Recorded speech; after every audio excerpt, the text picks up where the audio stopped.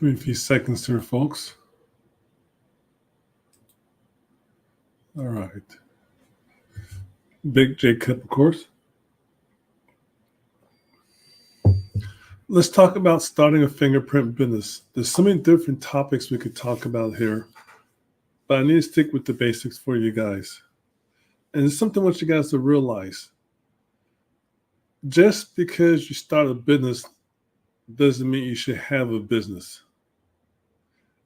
Just because you start a business doesn't mean you know how to run a business. Just because you run a business doesn't mean you're running it the best way possible. And let's face it, we only know what we know. That's not a lot. But we think we know everything until stuff goes sideways. Then we freaking out.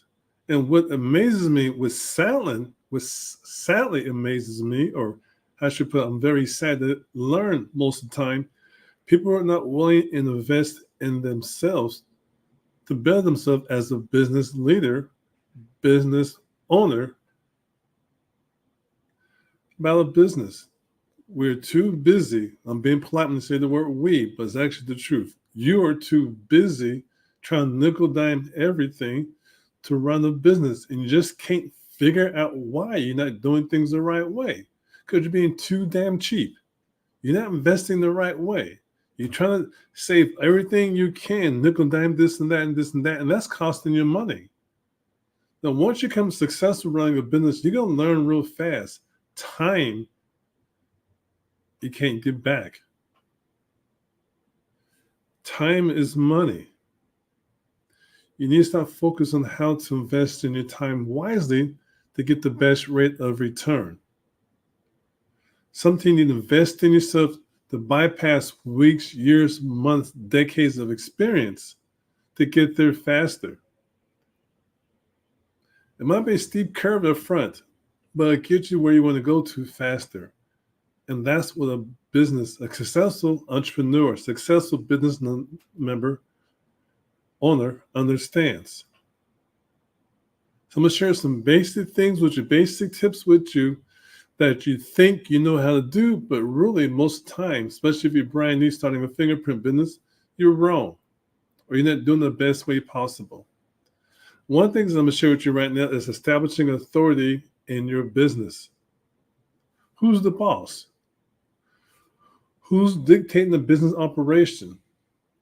Aren't the customer convince you the customer's always right? Bullshit. This is fingerprinting. This is biometric fingerprinting. This is ink card fingerprinting. You don't come across all walks of life. People come to you trying to tell you how to run your business. And if you're brand new, you're going to say, okay, I saw it on YouTube someplace. I saw it on the internet someplace. You're right, I'm wrong. They think they know everything because they may see one video, somebody told me how it should go, and it's wrong. And you're going to believe it without doing your due diligence, your research to verify everything is right. It's okay to let them know you didn't have an answer right away, but you get back with them. Don't try to fake as if you know everything and you don't.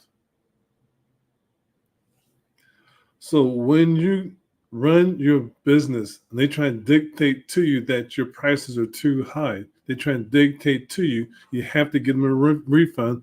They're trying to dictate to you that you have to fingerprint them again because you messed up, Mr. and Mrs. Technician, because my prints got rejected.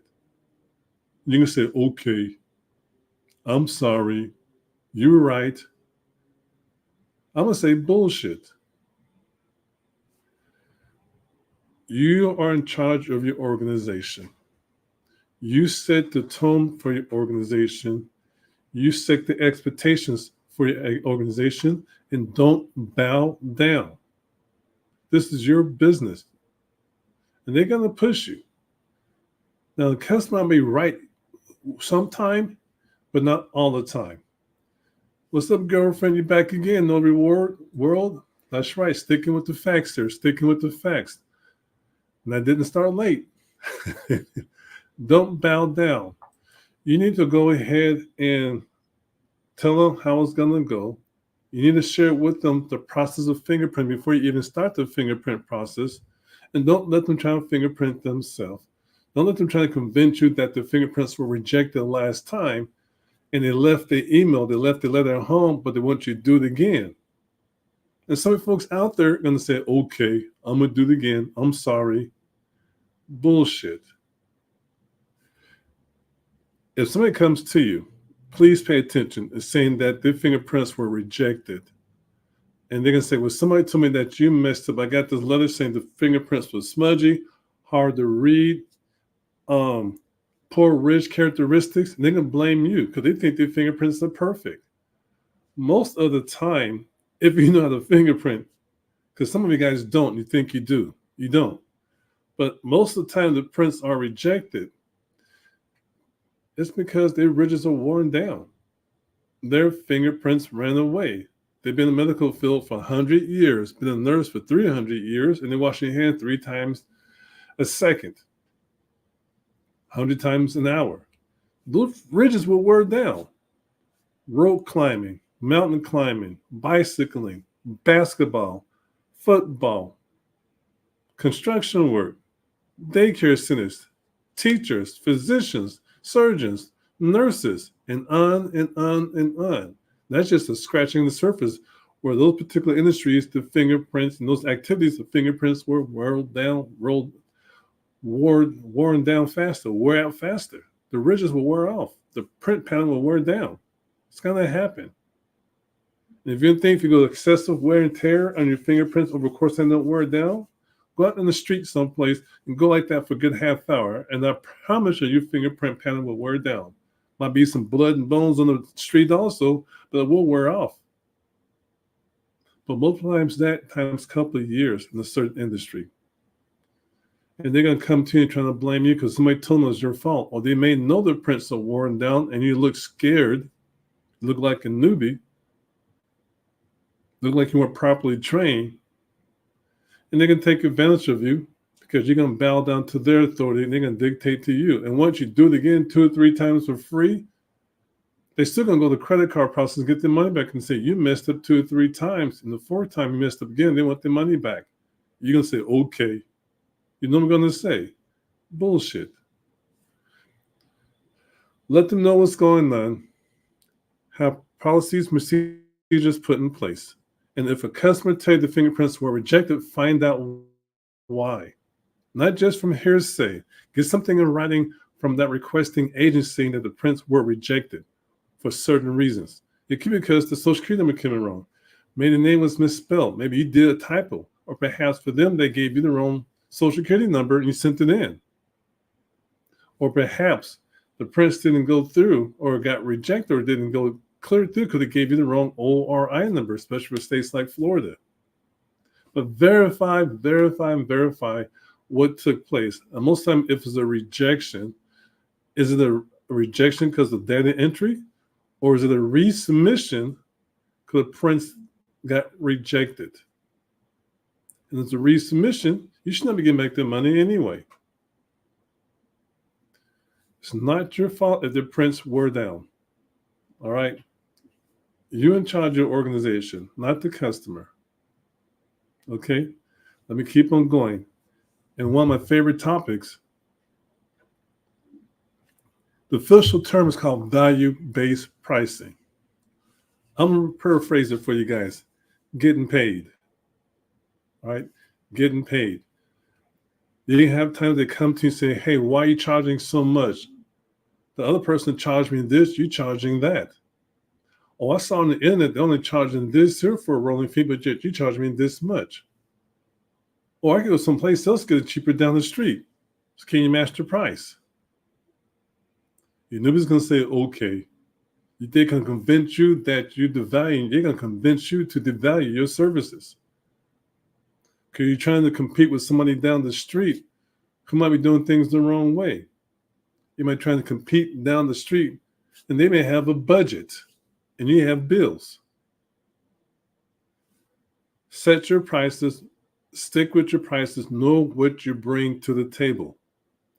If you're going to fingerprint somebody in ink cards, know your rolling fee, your profit per each ink card. They're going to ask you, okay, then I need 3 ink cards. Then you're going to say, how much is it? You're going to say, X amount of dollars. You might say, okay, 3 ink cards, $25, $30, $40, whatever case may be. You're going to fingerprint them on 3 cards because you didn't tell them, because you knew X amount of dollars per card. Or they're going to say, can I get a discount? I brought my own cards. Everybody else doesn't, and you knew, you're going to say, okay. Oh, since I get 2 more cards, can I get a discount? If you knew, you're going to say, okay. You got bills. Okay? You have bills. And it doesn't work like that. Hey, I'm going to go into the store, I got myself I got this 1 chicken right here. I got this basket of fruit right here, but if I get 3 or 4 extra, whatever it is, can I get a discount? No, you're not. You're going to pay the same price for the same item X amount of times. So why are you going to stoop down to them and let them tell you how you're going to charge them? They're going to say, hey, now some places will say, hey, we'll fingerprint you on ink cards. We'll charge you X amount of dollar per card.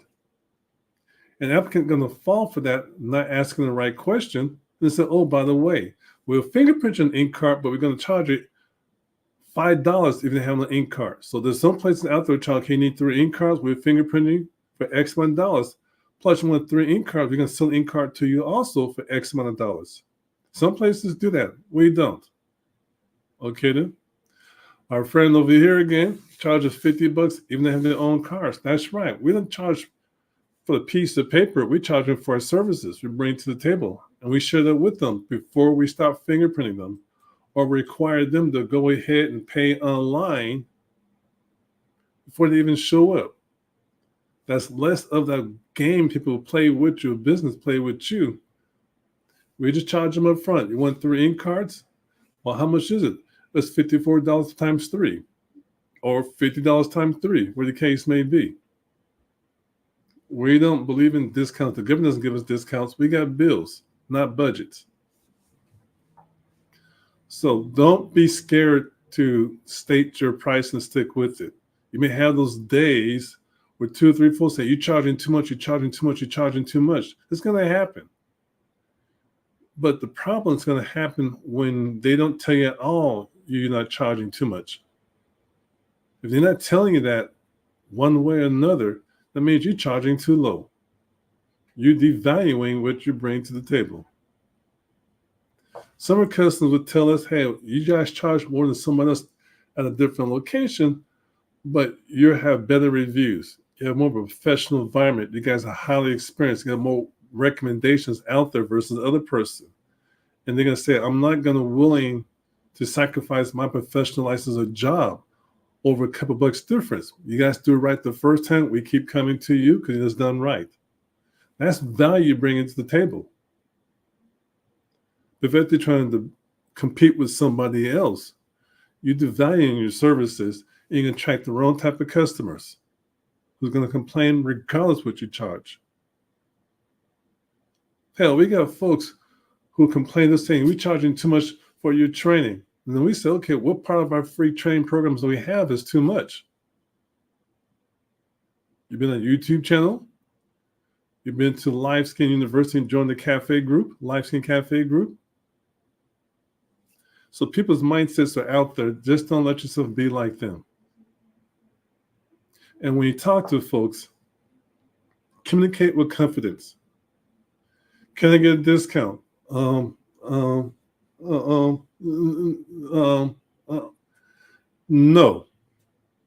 There's no discounts. The government doesn't discount. Well, I'm a veteran. Can I get a discount? I'm a veteran too. Can you pay me more?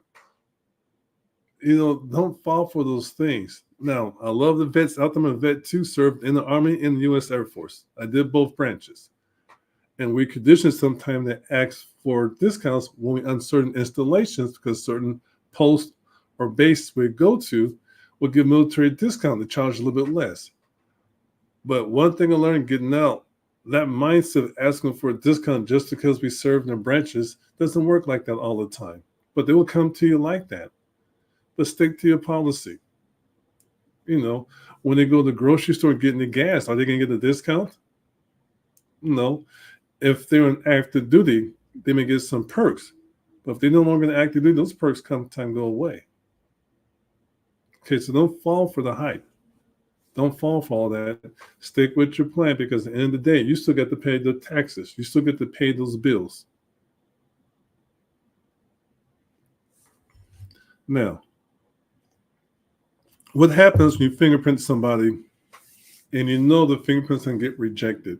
They look at their hands, got all these wrinkles all over their hands, you can barely capture a clear print. Okay, and they're worn down. Are you going to tell them that the prints ran away? Are you going to tell them there's a chance the fingerprints might get rejected? Are you going to explain to them the process if the prints do get rejected and come back as a resubmission? Are you going to fingerprint them again the second time if the prints were redirected because they have poor quality prints? And are you going to charge them for the second time? What you're going to do? Are you going to feel nervous? I know you're going to be nervous. I was at first, saying, okay, your prints might get rejected. Well, okay, then I'm gonna get my money back then. Are you gonna promise me my prints go through then? Why I'm paying you if the prints can get rejected? You're paying us for a service. If you like our services, we can stop right now and we can continue on, go some other place, but there's no refund. Or before you even start with it, hey, before we get started, you haven't paid yet. If you don't like how we provide the services, much success. Go someplace else. There was the lady who came to me before, years and years ago, and this is the true story. When I was fingerprinting her, her fingerprints were jacked up. She had me do 3 ink cards. And this is before J-Dub became the real J-Dub, right? 3 ink cards. When I finished with those 3 ink cards, she knew the price. She looked at them. You don't know what you're doing. And she left. I kept the cards because she wouldn't pay. I said, well, there's a place down the street called a police station. Go over there to them. Perhaps get better services over there. Well, she went there. They kicked her out. Says, you know what? One of the best places to go back to where you were. We're not going to fingerprint you. She came back to us. Her attitude kind of changed. She said, hey, I'm here to pick up my 3 ink cards. I'm going to have to pay for them. I said, I'm sorry, ma'am. Your ink cards were shredded because you didn't pay for them. We can't keep ink cards on file like that. They were shredded. Well, can you fingerprint me again? Guess what I said? Think about it. I told her the truth. I said, I'm sorry, man. We just ran out of ink. We have no more ink here. Much success in your endeavors. Get out. In so many words. Well, she got the message. Hell no, we didn't fingerprint her. You gonna act like that at first? We don't need your services. We're in charge of our organization. We're in charge of our business, not you. You want to come back and fingerprint you again, and if the prints got rejected because you got poor quality prints, you're going to give us a credit card chargeback. You're going to dispute saying we did something wrong. We ain't falling for that. Deuces, baby, get out. Yes, there are live scan cameras and there are live scan cans out there. The fingerprinting cans and the fingerprinting cans and cameras are out there. And that's what we did. And I kicked penny people out before. Got the boot. That's right, got the boot. When you fingerprint somebody, though, and you know the prints might get rejected, share it with them. Explain to them the process if the prints do get rejected. Explain to them what they need to do next if it happens. But make sure you stick with your policy. Now, if it's on ink cards and the prints got rejected, if you think the prints might get rejected, you may want to share it with the applicant on site while they still just say, hey, you only requested 1 card. There's a strong chance your prints might get rejected. Do you want to do another card? And explain to them the reason why. I'm not saying hit the print button if you get those live scan machines, because that's doing the customer this favor because you didn't do a brand new set of prints. It's the same print to begin with. To do a second set of prints and say, hey, you know what? Send these both in, and if they have the right software, the scanning system will pick the best square from each card to make 1 virtual card for transmission. The software could pick it out, or the person might do it themselves manually, but explain the process, how does it work. They may say yes, they may say no. But make sure they understand that there's no refunds because the fingerprints run away. And if the prints get rejected, and they chose at the time not to get the second or third card done, they come back to you. They're still going to thank you, so you know what, you're right. I was listening to the first time. She got both done then. Now it's an extra delay in my process, get my background check done for my license. I might miss out on this job opportunity I'm waiting to get. So share it with them. Now, with the live scan, is the rejection as the resubmission, live scan device right here. Certain states have different processes how to do a resubmission. And in most cases, you should not charge them a second time for resubmission if you're the first person to fingerprint them the first time on a live scan device, especially for California. Now, if they come to you as a resubmission, but they're fingerprinted by somebody else, charge them for your fees. But if it's a resubmission, you should not charge them for a government fee if they process the right way, because they already prepaid for the government fee anyway. I'm not saying a redo or retake. I'm saying a resubmission. If you're not sure what that is, work with the vendor who sold you the live scan device and they'll explain to you more in detail what that means if you transmit your fingerprints to your state.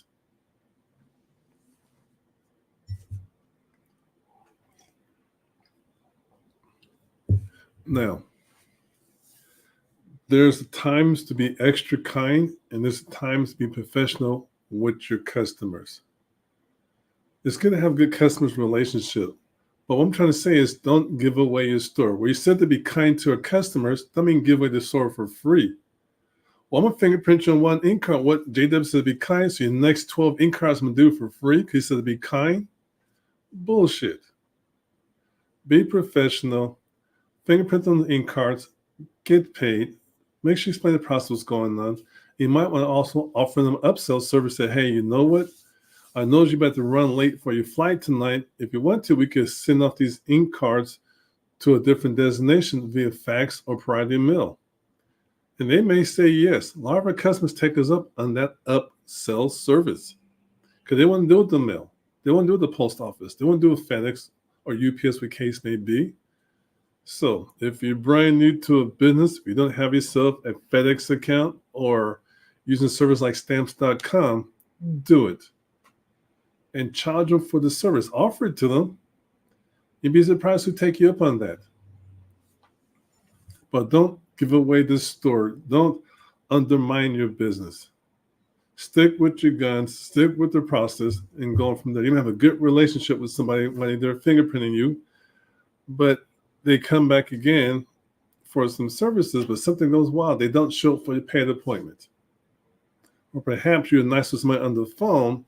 You got a good vibe with them on the phone, and it's scheduled for them and the spouse to come in for some ink cards, and they blocked out your time, and they paid online. And all of a sudden, they don't show up. They don't call you. And a month or two later on, or a week or two later on, you get a chargeback, or they can ask you for a refund. Why are you going to charge me for a service you didn't provide to me? Try that with the airlines. Miss a flight. And act like that, and act like you can get your money back. There's certain tiers they have, I understand that. Or get a reservation with a hotel and just don't show up and demand your money back. Good luck with that. Look at the terms and conditions. Same thing with the airlines. They bring value-added service to you, and they're blocking out that bed, those rooms, that airline seat for you, and you don't show up. They still got to pay the crew. You blocked out the potential revenue.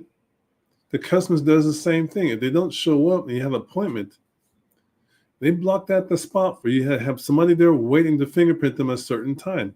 Where you can tie up that machine, block out the machine from not being used for somebody else while you're waiting for the person to show up for the appointment time. And you're gonna be nice, extra nice, and get back your money. You know what I'm gonna say? That's right. You say it with me. Bullshit. All right?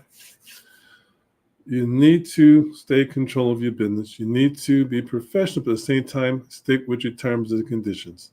Now, if you don't have terms and conditions on your website, if you don't have terms and conditions link where they check a box or two when they schedule for an appointment and pay online, you're messing up.